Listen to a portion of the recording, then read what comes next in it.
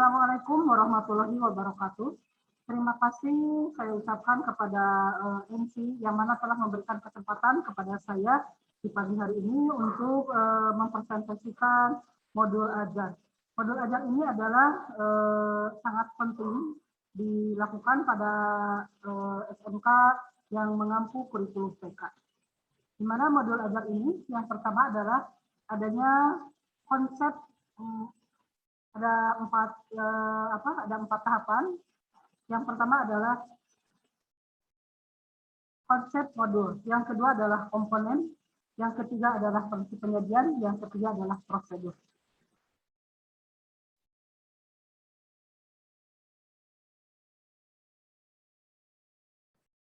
Dalam konsep modul ajar, yang pertama adalah modul ajar, pengertian daripada modul ajar adalah sejumlah alat atau sarana media, metode, petunjuk, dan pedoman yang dirancang secara sistematis dan menarik.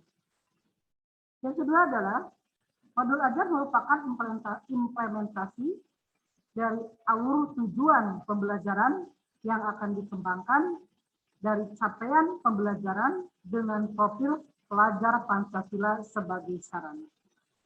Yang ketiga adalah modul ajar adalah disusun sesuai dengan fase atau tahapan perkembangan peserta didik. Mempertimbangkan apa yang akan dipelajari dengan tujuan pembelajaran dan berbasis perkembangan jangka panjang. Jadi dalam modul ajar ini adalah ada fase-fase yang harus disampaikan kepada anak didik. Fasenya seperti SD, SMP, dan SMK. Yang keempat adalah guru perlu memahami konsep pengenalan modul ajar agar proses pembelajaran lebih menarik dan bermakna. Jadi guru itu tidak terpaku dengan adanya modul, jadi harus bisa mengembangkan dengan caranya tersendiri supaya modul ini bisa sampai kepada anak didik. Yang ketiga yang kedua adalah komponen modul ajar. Di mana komponen ini ada 4 yang harus dikembangkan. Yang pertama adalah guru dalam satuan pendidikan diberikan kebebasan untuk mengembangkan modul ajar sesuai dengan konteks lingkungan dan kebutuhan belajar peserta didik. Yang kedua, modul ajar dilengkapi dengan komponen yang menjadi dasar dalam proses penyusunan. Yang ketiga adalah komponen modul ajar dalam panduan dibutuhkan untuk kelengkapan persiapan pembelajaran. Yang keempat adalah komponen modul ajar bisa ditambahkan sesuai dengan mata pelajaran yang dibutuhkan. Jadi dalam modul ajar ini adalah tidak baku apa yang ditulis dalam kitab. Jadi guru bisa mengembangkan tersendiri supaya modul ini bisa sampai kepada pikiran anak. Jadi anak bisa memahami apa yang disampaikan oleh guru tersebut sesuai dengan pelajaran yang diampu masing-masing. Komponen modul ajar di sini adalah yang pertama adalah mempunyai informasi secara umum, yaitu identitas modul.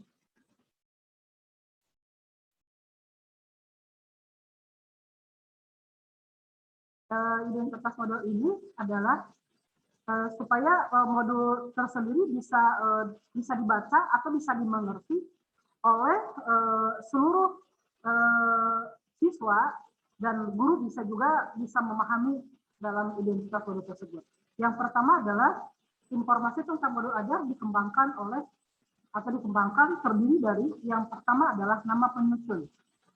Siapa nama penyusunnya? Yaitu nama penyusunnya adalah orang yang akan membawakan mata pelajaran tersebut. Institusinya di mana? Contohnya di SMK Nurul Islam. Tahun berapa disusun modulnya? Jadi di situ ada tertera. Yang pertama adalah nama penyusun, yang kedua adalah institusi di mana guru tersebut untuk menentukan modul bekerja. Tahun berapa modul itu dibuat? Yang ketiga, jenjangnya harus tertera. Jenjangnya untuk fase mana? Fase SD, SMP, SMA. Disesuaikan dengan kebutuhan guru tersebut di mana guru tersebut mengambil. kelas. Sudah jenjang, langsung kelas 10, kelas 11, atau kelas 12. Yang terakhir adalah alokasi waktu. Penentuan waktu yang digunakan adalah alokasi waktu sesuai dengan jam pelajaran yang berlaku di unit kerja masing-masing. Contohnya, saya adalah mengampu kearsipan. Di mana kearsipan ini adalah dalam 1 minggu adalah 4 jam pelajaran. Jadi 4 kali 45 menit. Itulah. Jadi dalam modul ini adalah identitasnya adalah lengkap sekali ya, dari mulai nama, identitas sekolah, susunan, tahun berapa modul ini dikeluarkan atau dibuat, jenjangnya untuk siapa, jenjang untuk SMK, SD atau SMP, kelas menentukan kelas berapa nih, alokasi waktu penting karena adalah untuk menentukan waktu atau materi sebanyak apa materi sampai di mana materi dengan waktu sekian harus tercapai. Selanjutnya, kompetensi awal. Kompetensi awal adalah kompetensi pengetahuan atau keterampilan yang perlu dimiliki oleh siswa sebelum mempelajari topik tertentu. Kompetensi awal merupakan ukuran berapa dalam modul ajar dirancang. Siswa harus tahu kompetensi awal. Kalau siswa kelas 10, kompetensi awal untuk pembelajaran di SMK adalah mereka 0. Terus bagaimana kita menyampaikan modul ini kepada anak? Ya, berarti topiknya dulu kita kemukakan kepada anak. Bahwa kami akan membelajarkan, saya sebagai guru akan mempelajarkan, contohnya kearsipan. Apa sih kearsipan? Nah, itulah. Jadi mereka tahu apa yang modul tersebut. Nah, arti daripada modul tersebut itu apa? Judulnya. Yang kedua, profil. Yang ketiga, bagian C, profil pelajar Pancasila. Di sini mendapat tujuan akhir dari suatu kegiatan pembelajaran yang berkaitan erat dengan pembentukan karakter peserta didik. Profil pelajar Pancasila dapat dicerminkan dalam konteks atau metode pembelajaran. Di dalam model pembelajaran, profil pelajar Pancasila tidak perlu mencantumkan seluruhnya, namun dapat memilih profil pelajar Pancasila yang sesuai dengan kegiatan pembelajaran dalam modul ajar.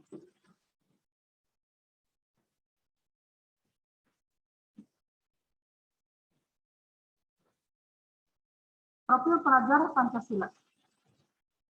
6 dimensi profil pelajar Pancasila saling berkaitan dan terintegrasi dalam seluruh mata pelajaran melalui terlihat di dalam materi, isi pembelajaran, pedagogi, atau kegiatan project atau asesmen. Setiap modul ajar memuat satu atau beberapa unsur dimensi profil pelajar Pancasila yang telah ditetapkan. Sarana dan prasarana merupakan fasilitas dan bahan yang dibutuhkan untuk menunjang kegiatan pembelajaran. Sarana merujuk pada alat dan bahan yang digunakan. Sementara prasarana di dalamnya termasuk materi dan sumber bahan ajar lain yang relevan digunakan dalam kegiatan pembelajaran. Berarti sarana ini sangat penting sekali ya dalam membelajarkan siswa.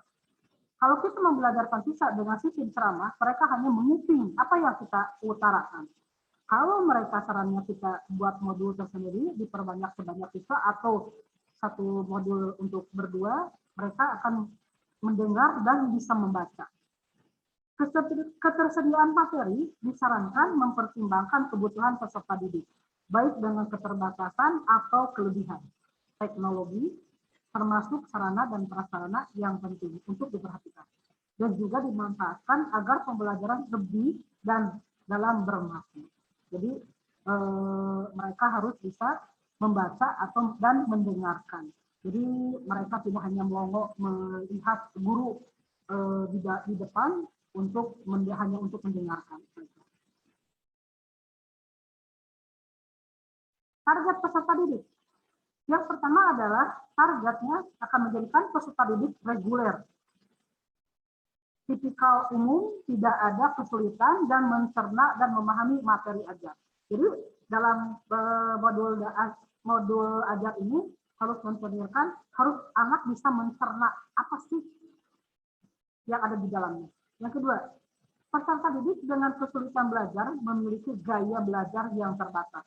Hanya satu gaya, misalnya dengan audio, memiliki kesulitan dengan bahasa dan memahami materi ajar, kurang percaya diri. Jadi peserta didik itu adalah berbagai ragam karakter. Jadi kita harus bisa membaca atau bisa masuk kepada karakter anak didik kita. Tidak semua, kalau dalam satu kelas 36, tidak semua anak didik itu sama. Jadi kita harus bisa memahami kekurangan atau kelebihan anak didik kita. Yang ketiga, peserta didik dengan pencapaian tinggi, mencerna dan memahami dengan cepat, mampu mencapai keterampilan berpikir arah tinggi atau hot dengan memiliki keterampilan memimpin. Ya, itulah adalah harapan seorang pendidik bahwa anak didik itu mempunyai pencapaian IQ yang tinggi, tepat menangkap apa yang dibicarakan, apa yang disampaikan oleh seorang guru. Yang bagian F adalah model pembelajaran. Merupakan model atau kerangka pembelajaran yang memberikan gambaran sistematis pelaksanaan pembelajaran. Model pembelajaran dapat berupa model pembelajaran tatap muka, pembelajaran jarak jauh, dan jaringan. Pembelajaran jarak jauh luar jaringan atau luring, dan leading. Nah, dalam masa pandemi sekarang, kebanyakan kita adalah menyampaikan pembelajaran adalah dengan jarak jauh. Ya. Karena dalam keadaan pandemi, kita pun harus bisa menyampaikan secara daring, menyampaikan pembelajaran kepada anak semaksimal mungkin kalau bisa. Itulah di masa sekarang. Nah, sekarang ada dua komponen inti komponen modul ajar. Yang pertama adalah tujuan pembelajaran. Tujuan pembelajaran harus menceritakan hal-hal penting dari pembelajaran dan harus bisa diuji dengan berbagai bentuk asesmen sebagai bentuk dari unjuk pemahaman. Tujuan pembelajaran menentukan kegiatan belajar, sumber daya yang digunakan, kesesuaian dengan keragaman murid, dan metode asesmen yang digunakan. Jadi modul ajar ini adalah tujuannya adalah membelajarkan anak didik supaya dengan anak didik yang beraneka ragam, gimana caranya bahwa modul ini sampai kepada anak didik. Tujuan pembelajaran bisa dari berbagai bentuk, pengetahuan yang berupa fakta, informasi, juga prosedural, memahami konseptual, pemikiran dan pelarangan keterampilan, dan kolaboratif dan strategi komunikasi. Pemahaman bermakna. Yang kedua adalah pemahaman yang bermakna. Pemahaman bermakna adalah informasi tentang manfaat yang akan peserta didik peroleh setelah mengikuti proses pembelajaran. Manfaat tersebut nanti dapat peserta didik terapkan dalam kehidupan sehari-hari. Contoh, dalam kalimat pemahaman bermakna, manusia berorganisasi untuk memecahkan masalah dan mencapai suatu tujuan. Jadi, anak didik harus bisa berorganisasi untuk memecahkan masalah, untuk mencapai suatu tujuan. Yang kedua, makhluk hidup beradaptasi dengan perubahan habitat. Jadi, kita membelajarkan anak harus bisa anak didik harus bisa beradaptasi sesuai dengan lingkungannya masing-masing. Yang ketiga adalah bagian C, pemantik. Pertanyaan pemantik dibuat oleh guru untuk menunjukkan rasa ingin tahu dan kemampuan berpikir kritis dalam diri peserta didik. Pertanyaan pemantik membantu siswa untuk memperoleh pemahaman bermakna sesuai dengan tujuan pembelajaran. Contoh, pembelajaran menulis cerpen guru dapat mendorong pertanyaan pemantik sebagai berikut. Apa yang membuat sebuah cerpen menarik untuk dibaca? Jika kamu diminta untuk membuat akhir cerita yang berbeda, apa yang akan kamu usulkan? Itu adalah pertanyaannya. Harus bisa anak harus bisa menceritakan atau bisa membacanya. Yang ketiga adalah untuk urutan kegiatan pembelajaran inti dalam bentuk langkah-langkah kegiatan pembelajaran yang dituangkan secara konkret, disertakan opsi pembelajaran alternatif dan langkah untuk menyesuaikan dengan kebutuhan bahan ajar. Langkah-langkah kegiatan pembelajaran ditulis secara berurutan sesuai dengan durasi waktu dirancang meliputi 3 tahapan, yakni pendahuluan, inti, dan penutup berbasis metode aktif. Asesmen digunakan untuk mengukur capaian pembelajaran di akhir kegiatan. Kriteria pencapaian harus ditentukan dengan jelas sesuai dengan tujuan pembelajaran yang ditetapkan. Jenis asesmen. Yang pertama adalah asesmen sebelum pembelajaran, diagnostik. Yang kedua adalah asesmen selama proses pembelajaran, formatif. Yang terakhir adalah asesmen pada akhir proses pembelajaran, yaitu sumatif. Kalau dulu kita adalah tes. Pengayaan dan remedial. Pengayaan adalah kegiatan pembelajaran yang diberikan pada peserta didik dengan capaian tinggi agar mereka dapat mengembangkan potensinya secara optimal. Remedial diberikan kepada peserta didik yang membutuhkan bimbingan untuk memahami materi atau pembelajaran mengulang saat merancang kegiatan pengayaan. Perlu diperhatikan mengenai referensi contoh lembar belajar kegiatan yang berbeda dengan kelas. Lembar kerja peserta didik. Lembar kerja siswa ditunjukkan untuk peserta didik atau bukan guru dan dapat diperbanyak sesuai kebutuhan untuk diberikan kepada peserta didik, termasuk pada pendidik non-reguler. Yang kedua, bahan bacaan guru atau peserta didik. Bahan bacaan guru dan peserta didik digunakan sebagai pemantik sebelum kegiatan dimulai atau untuk memperdalam pemahaman materi pada saat akhir kegiatan pembelajaran.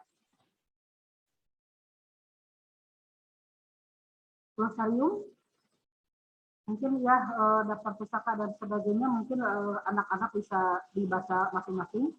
Nah, sekian modul ajar yang disampaikan oleh saya. Mudah-mudahan modul ajar ini bermanfaat untuk kita semua, juga untuk anak didik. Terima kasih. Wassalamualaikum warahmatullahi wabarakatuh.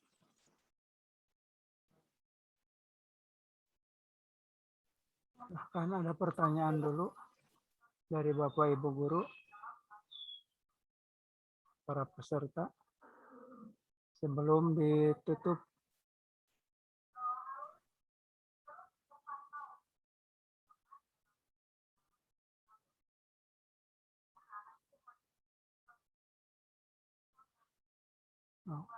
Oke, tidak ada ya. Mengerti? Oke, demikianlah paparan dari narasumber Ibu Nurul yang telah menyampaikan materi modul ajar. Mudah-mudahan kan pencerahan ya untuk kita semua sebagai peserta ya. Demikianlah untuk materi hari ini. Kita tutup saja dengan bacaan hamdalah. Alhamdulillahirrahmanirrahim. Sekian, terima kasih. Wassalamualaikum warahmatullahi wabarakatuh. Waalaikumsalam warahmatullahi wabarakatuh.